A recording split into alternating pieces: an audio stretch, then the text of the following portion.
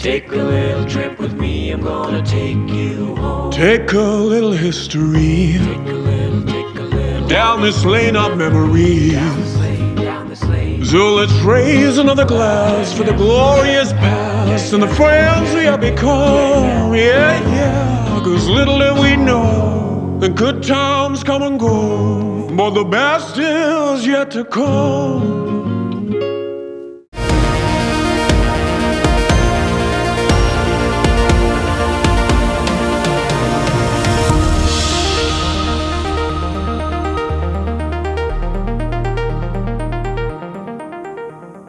Hello and welcome to a special interview for The Wire. In a recent speech published yesterday by The Wire, the former Chief Justice of the Delhi and Madras High Courts and former Chairman of the Law Commission, Justice A.P. Shah, has strongly criticized the Supreme Court's functioning during the present crisis. Joining me now to discuss his critique of the Supreme Court is Justice A.P. Shah himself. Justice Shah, in that speech which you've titled Fundamental Rights and Constitutionalism in Times of Crisis, which was published by The Wire yesterday, you say, the response of the Supreme Court prompts us to question whether the court can protect our rights at all. Many instances in recent times suggest that the freedoms we take for granted may be on unsteady ground. So let me start by asking you, are you both disappointed and disillusioned with the recent functioning of the Supreme Court? Karan, I would not say that I'm disillusioned because disillusion is a very strong word. It means loss of belief. I admit that loss of belief in an idea. But I'm certainly thoroughly disappointed by the way in which the Supreme Court functioned in recent times. Karan, I wish to make only 3 points. One, I find that the Supreme Court is becoming less and less sensitive to the rights of the poor and marginalized. It has gone back from its jurisprudence under Article 21. Secondly, I find that the court is excessively or unusually gives high deference to the executive, and most of the citizens' issues are considered from executive's perspective. And lastly, I would say that the priorities of the Supreme Court are completely misplaced. I mean, the more important cases which need resolution. I mean, I can give some examples like the CAA or the electoral bond or very recent case of migrant workers. I mean, all these are not given priority. So, all in all, I would say that I'm not satisfied with the way the court is functioning. Let's explore your speech and let's begin by talking about how you view the Supreme Court's response to a series of petitions it's received about migrant workers. You say the court is fully capable of addressing these issues, but does not care to ask them, let alone address larger constitutional issues of reasonableness and proportionality. Are you saying that the court has responded to these migrant worker petitions in a very narrow, technical, and restricted manner? Correct, let us understand the issues raised in the PIL, which was filed on behalf of the migrant workers. As a result of the lockdown, lakhs and perhaps millions of migrant workers lost their jobs, their livelihood, their income, their security, their dignity. So the petitioner said that they should be paid their minimum wages till the lockdown is lifted, because the migrant worker cannot collect his wages from the employer. The court responded by saying that this is a policy issue and they cannot encroach upon the government's domain. Now, I was really surprised at the court's response because this was not the petitioner never questioned the policy decision to impose lockdown, because lockdown, whether it should be imposed or not, that is within the domain of the government. The prayer was that the migrant workers are most affected and worst sufferers of this lockdown, so they should be paid some wages. Now the court could have asked host of questions. For example, whether the migrant workers can be safely sent back to their home states, or whether they can be sent at all, whether they can be given some stipend or they can be given some sustenance allowance, or what should be their position when they come back after the situation has become normal. The court asked none of these questions. The court's view seems to be, or court rather presumed, that what government is doing is in the best interest of the migrants. That's In all. fact, in your speech, you point out that by failing to ask these questions, which it could have and should have, the court has unfortunately, you say, skirted the real fundamental rights issues in this matter. What are the fundamental rights the court has overlooked? Can you explain that to a lay audience? See, when a right to life also includes right to livelihood, right to dignity, right? I mean, several rights are actually read in Article 21. Now, as a result of the government's action, the migrant workers lost their livelihood completely. I mean, there is no question of because they are hand to mouth and they are working with different employers. Now, the fundamental issues were what about their wages during the lockdown period? What about the compensation to be paid to them as a result of the loss of the jobs? The third aspect was what about their health care? There are a host of statutes for the welfare of the migrant workers, which is ESI Act, etc. I mean, there are other statutes which really provide for the rights of the migrant workers. The question was what would happen to their rights, which are guaranteed by the Constitution and under various laws. Unfortunately, the Supreme Court has addressed none of these issues. The court merely, I think, said that inquired whether they are getting, I mean, wages for meal for food for every So day. just to sum up what you're saying, Justice Shah, is that there are a whole slew of rights that the Supreme Court should have protected, should have asked questions about. These flow from Article 21, which is the right to life, but it includes the right to livelihood, to dignity, to wages, to compensation for job loss, as well as, of course, their health. All of this, the Supreme Court overlooked. In other words, the Supreme Court, as far as the migrants are concerned, let them down. See, as I recall, the Supreme Court asked the question whether the migrant workers are given meals both times, and if they are fed, then why they require wages. I'm really deeply anguished by this kind of questioning. See, right to life is considered to be not mere animal existence. It is more than that. It is right to education, right to privacy. All sorts of rights are combined in right to life. Now, see the huge disconnect. Now, what we consider as relevant or important for life of for right of living for ourselves is very different than what we considered as relevant for those less privileged. So for the workers, I mean, the only question is whether they are paid for two times. So it's the only question. What about their their health care? What about their children? What about their partners, their parents? There are a host of issues which were not addressed by the court. In fact, you in your speech make a very telling point about how the court seems to have distinguished between what we middle class well off Indians consider as our right and what we believe these poor workers have as their rights. Because one of the things you point out, and this is an observation made by Chief Justice Bobde, he asked, when workers are getting food, why do they need wages? And you believe that was a particularly inappropriate comment for a Chief Justice to make. I would not say that whether it's appropriate or inappropriate, but this is not it's completely wrong, contrary to the understanding of Article 21 by the Supreme Court itself. Now, the migrant workers are a class in themselves because they work at a place which is hundreds or thousands of miles away from their homes, and they are hardly any there is hardly any protection for in the job. They may be working at one place at one time, they go to the other place next day or next month.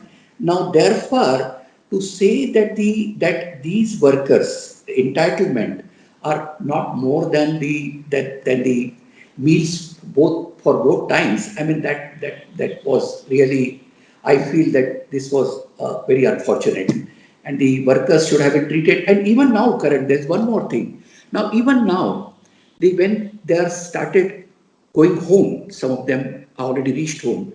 But in some states, actually, the migrant workers, after being stranded for several weeks or perhaps more than a month, They are being asked to pay their transport charges. Where from they are going to get the money? I mean, so and the court is silent on all these issues. The court has not really questioned the executive in any manner about the welfare or the survival of the migrant workers. Now, there's another aspect of this that you're particularly perturbed by, and that is the court's priorities. You say in your speech, the Supreme Court's priorities do not appear to be aligned to issues that need resolution. Is that because the Supreme Court was happy to postpone hearing petitions to do with migrant workers to the 27th of April? It's postponed petitions to do with payment of NREGA to the destitute till 2 weeks after the lockdown. But when Arnab Goswami petitioned the Supreme Court for protection against multiple FIRs, it heard his petition in 15 hours flat. Is this an example of where you believe the Supreme Court's priorities have gone very inexplicably wrong? Karan, frankly, I do not know the issues that are raised in Mr. Arnab Goswami's petition. I do not watch his shows, so I don't know what he has said and whether it attracted various provisions of the IPC. Of course, it's a matter of the free speech, and perhaps the priority was given, court was justified in giving the priority. But my point is very different. If you can hear Mr. Goswami's petition on the very next day, why the same priority is not given to the migrant workers' petition or the workers for the Manrega wages? Why all these petitions are not given the same priority? Why? Another question which I would like to raise is why only few judges are functioning in the Supreme Court? Why all the judges, I mean, whether they are in the Supreme Court or in the High Courts, have not started working from their residential homes?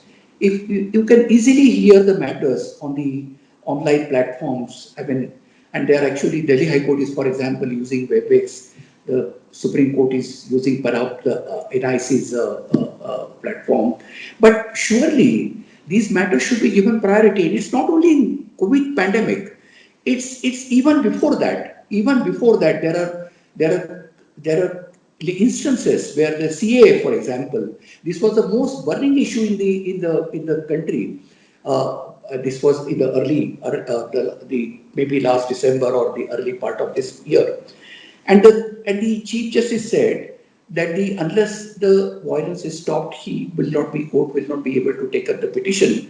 So that's a rather, I mean, I not understood this statement. Because why are not all judges working? Why aren't all judges working from home?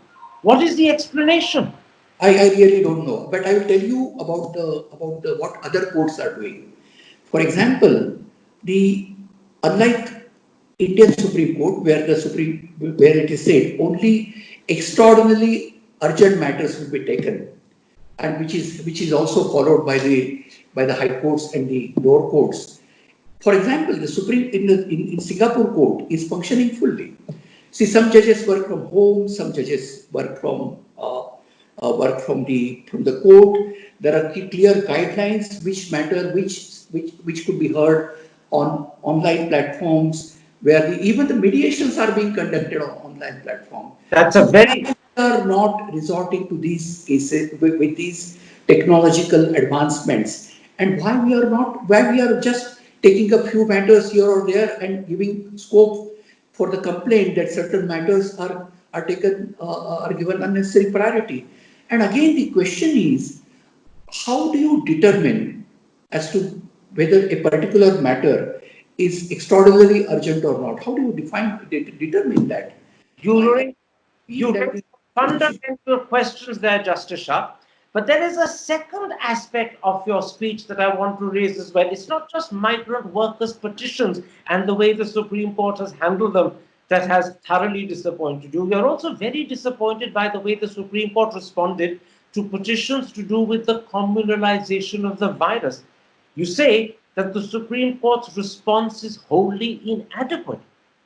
Briefly, why do you feel the Supreme Court responded inadequately to petitions to do with communalization? Let me offer my brief comments on this. I'm really deeply anguished by the way in which coronavirus has been communalized in this country. Now, nobody can defend Tablighi Jamaat's conduct. Nobody can say that they were right in continuing with their conference in spite of the coronavirus in the air. But the issue was very different. During that time, during the month of March, several congregation, large gatherings happened of different communities. For instance, Hindus, for Sikhs in Punjab, in Gujarat, at other places. For example, Tirupati temple was open till 20th March. So this could have happened in because of any large gathering, not necessarily because it was a gathering organized by a particular community. Now there was lot is said about the statistical data. I mean, the statisticians were at pains to explain to it that when the samples were taken, where they were mostly from the people related to that particular Tablighi Jamaat conference. So naturally, the high percentage came of those people. So this was a clear explanation. But this was turned into a hate campaign. And this is in spite of the WHO's clear guidance Sir, that we don't communalize, don't stop you propagate there. the I religion. understand how the media and social media turned it to a hate campaign. Why are you disappointed by the Supreme Court's response to a petition regarding the communalization by the media and the social media? Why is that disappointing to you? The Supreme Court said, as I believe, what I read, that if this is a killing or defamation, then the remedy lies elsewhere. And if it is about the media, then the petitioner should implead the Press Council of India as a party. So it's very curious to this kind of response. The Supreme Court should have straightway said that this kind of a communalization of a pandemic is wholly irrational. They ought to have condemned it. And believe me, this one statement from the Supreme Court would have a sobering effect on this nation. I mean, I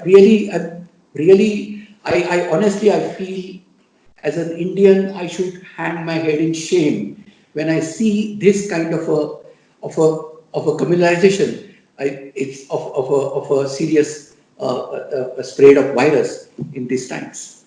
In fact, you go in your speech one step further. As you said just now, as an Indian, you would hang your head in shame when you see this sort of communalization of a virus.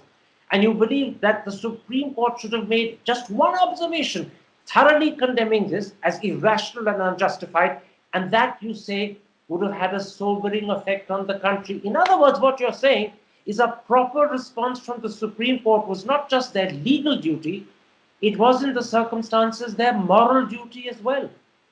Of course, the Supreme Court has done this on previous occasions also. When the occasion arises, the Supreme Court has the observations of the Supreme Court have made a great impact in this country because people have great faith in this institution.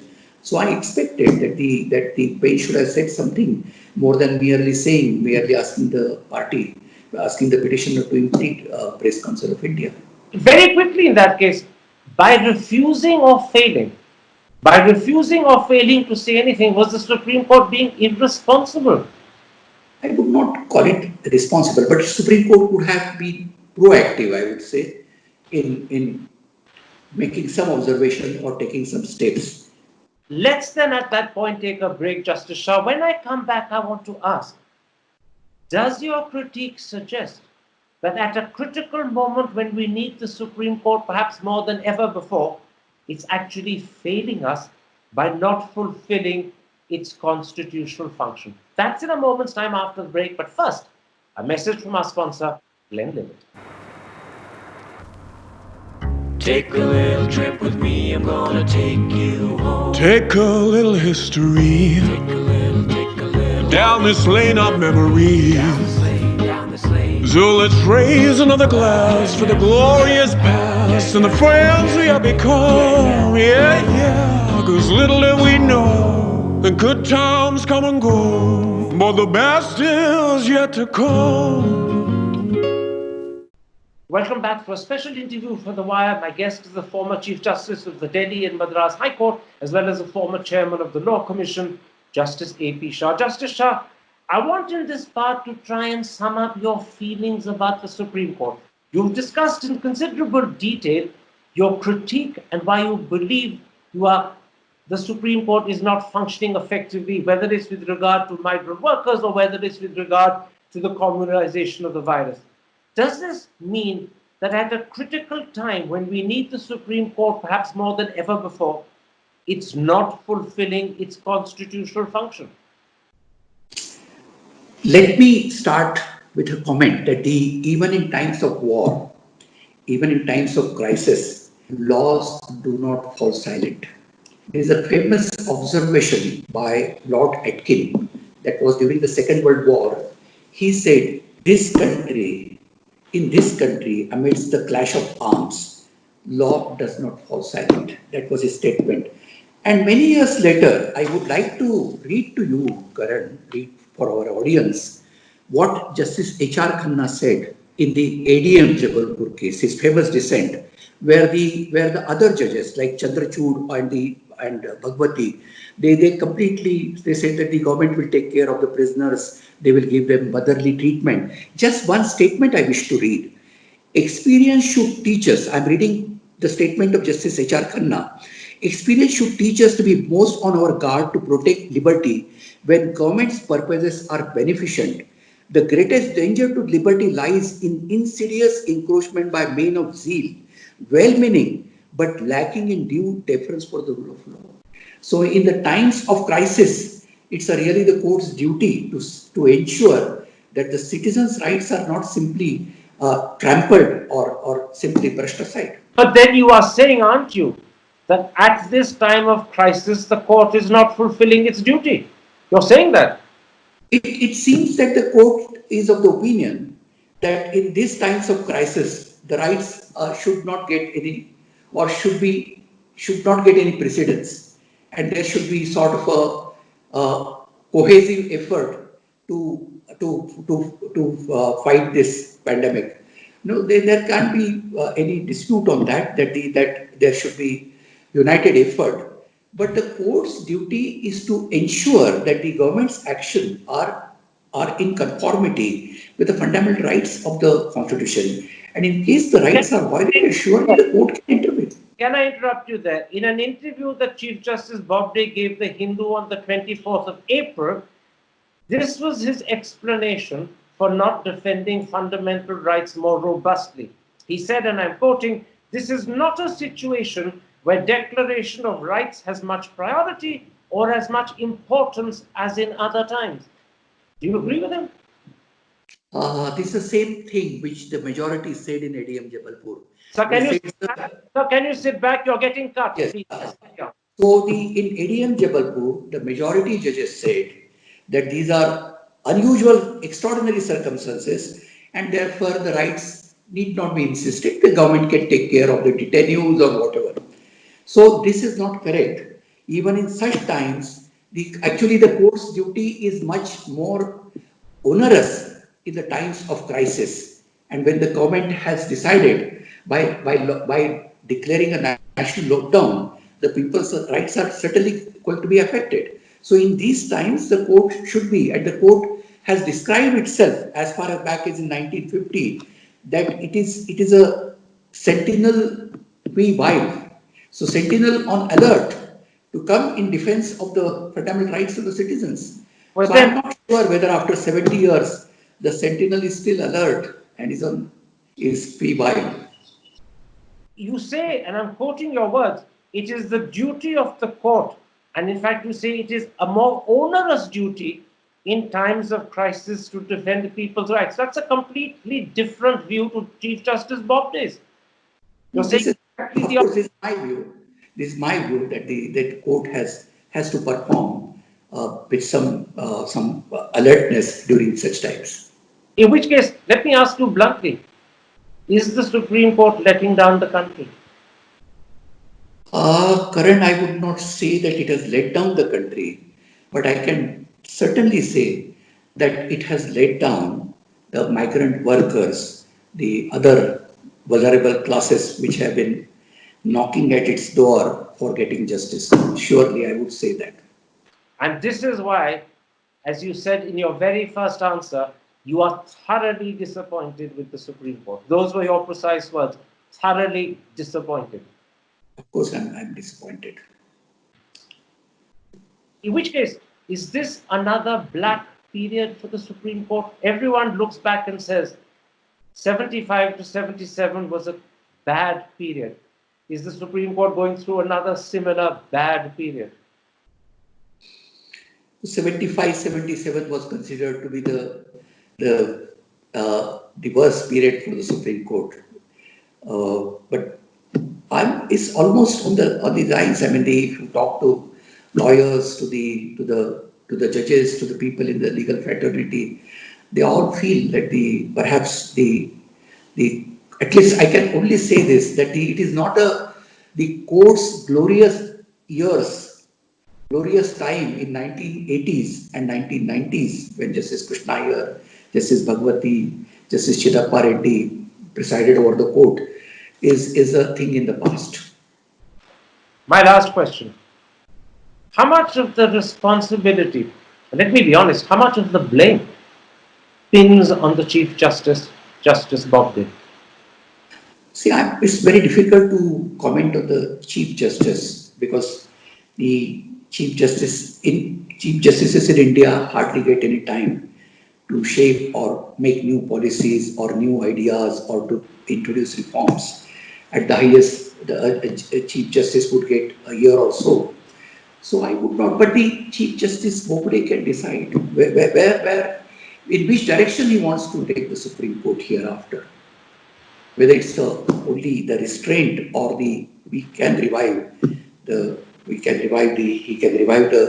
great times of the Supreme Court where Can I regarded as world's most powerful. Can I interrupt, sir? We're running out of time. You said Chief Justice Bobde can certainly decide in which direction he wants to take the Supreme Court.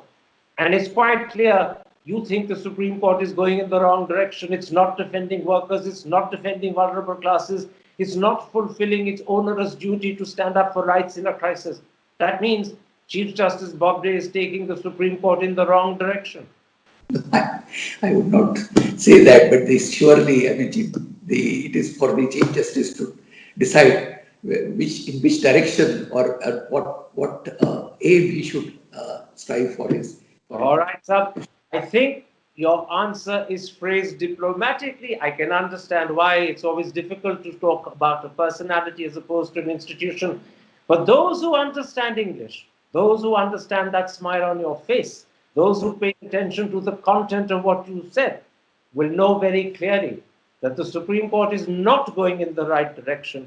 And since the Chief Justice has the power to take it in what direction he wants, then he is obviously willing to take it in the wrong direction. My thanks to you for speaking to me so openly and so forcefully. Take care and stay safe. Thank you, Karan. You also stay safe. Thank you. To receive instant updates on all videos from The Wire, click the subscribe button and hit the bell icon. Pay to support independent journalism. Click the link in the description and choose the amount you want to pay.